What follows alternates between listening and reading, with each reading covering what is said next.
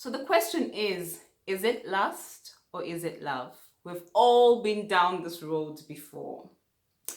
Even Heal Sheila has been down that road before. It's been a lustful journey for decades now, people.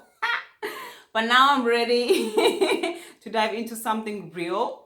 And it takes a lot of experience, it takes a lot of mistakes, it takes a lot of recovery and forgiveness to finally dive back into those deep waters in hope of something nice and sweet and not something short and sweet, guys. Like, seriously.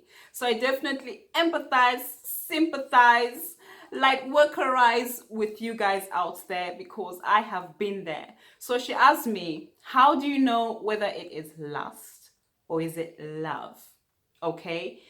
I always tell people to trust on that gut feeling, that intuition. Lust is something that happens so fast.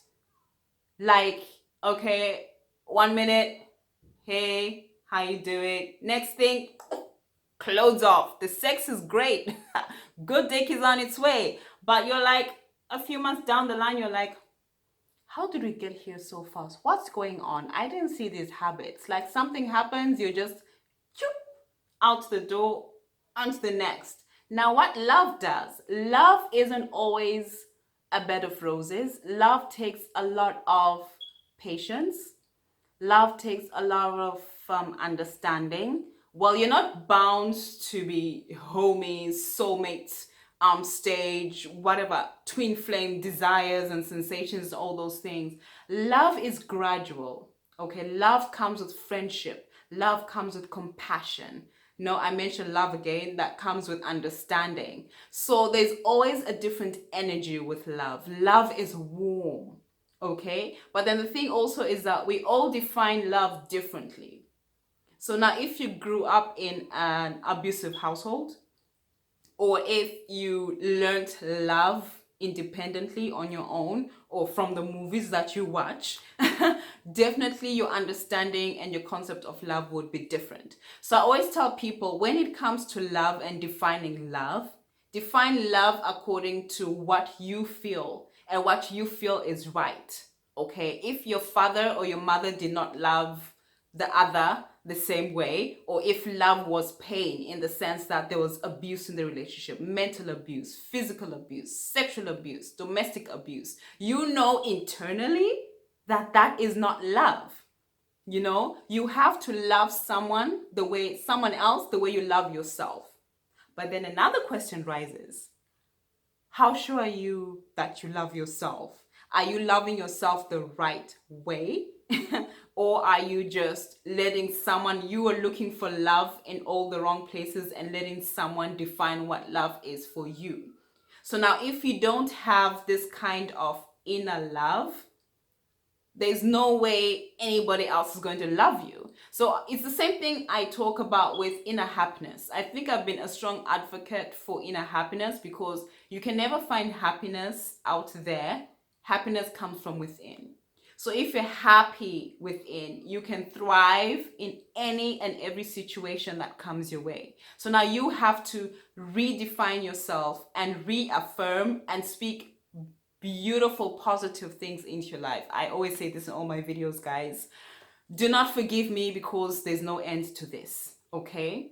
So now, what do you do when you're in a situation and you realize it's lust?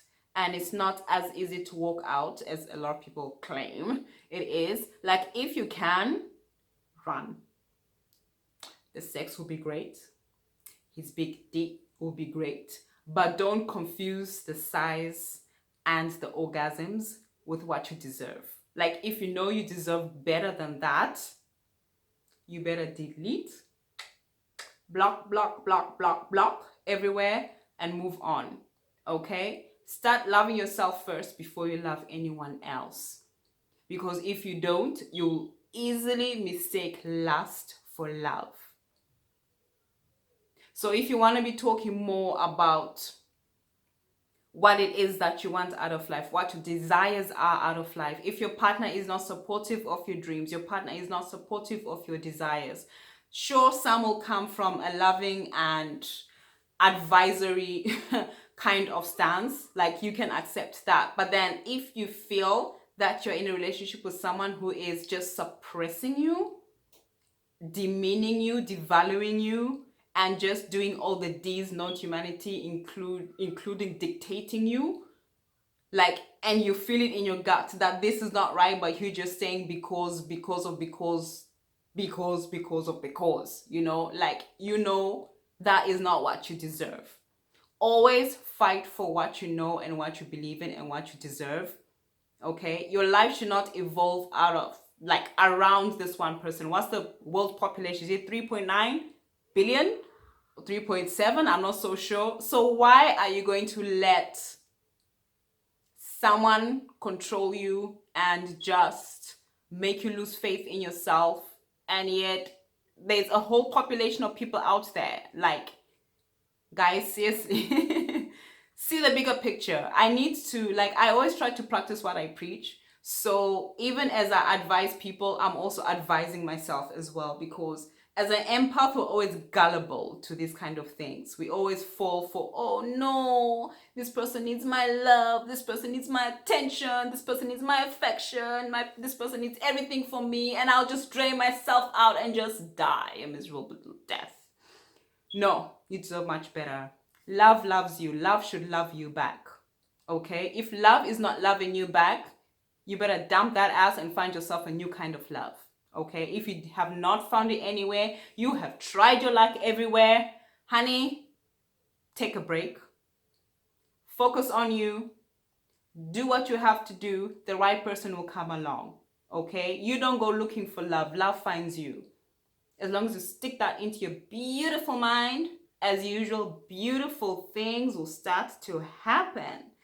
So don't stop believing, okay? Until my next video, please keep sending your questions in. I'm sending you tons of love. I'm sending you tons of light. I'm sending you tons of healing. I'm sending you tons of awakening. Knock, knock, knock. Wake up, wake up. Wake that third eye up so you can see things better. Think with your third eye, not with your heart chakra. Come on, guys. The world needs people like you. We need people awake. The world needs you. Okay? Until my next video, ciao and namaste.